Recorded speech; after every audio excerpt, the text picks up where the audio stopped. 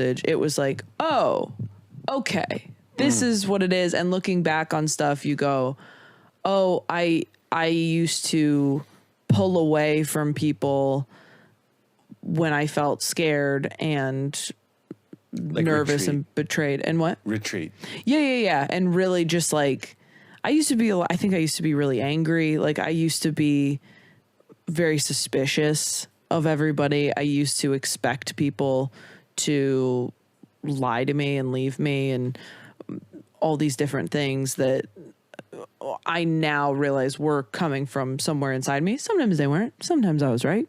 And sometimes that was fully happening. And then kind of to your point, I think this is one of the most interesting undiscussed things about relationships is what we're unconsciously looking for. Like when you say it's a self-fulfilling prophecy and then you act a certain way to make it happen. Yeah.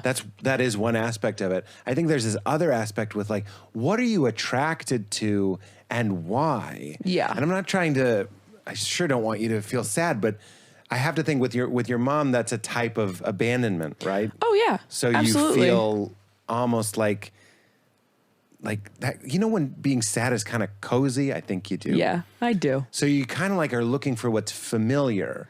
Yeah. And maybe even being left is the worst thing in the world, but it's also kind of like, at least you know how to navigate it. Right. Yeah. The whole, what you were talking about with feeling like you have to earn people's love and affection, I felt that way with my dad, who is alive, but I don't speak to.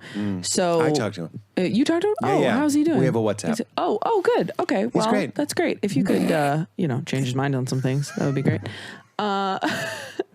You seem like you should be a I'm the therapist. intermediary. You really are. You should be a therapist for conservative middle-aged white men. Whoa. Because you have the Christianity vibe to you. So you can kind of Yes. sneak it in there. Well, you say something to me, and then I go, okay, I'll take that Yeah. to him. And then I go to him, like the UN.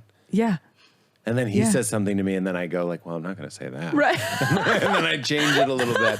Well, let's get to that We'll figure in it a out. moment. Yeah. But like, I think for me, I expect to have to earn somebody's love and that they're going to say something like just crushing to me. If somebody like showers me with praise and love, but then will say something really devastating and horrible and not listen to what I'm saying or what I need, or like all of that feels very familiar to me because that was Yes. my relationship with my dad. Yes. So that is the first part. And then if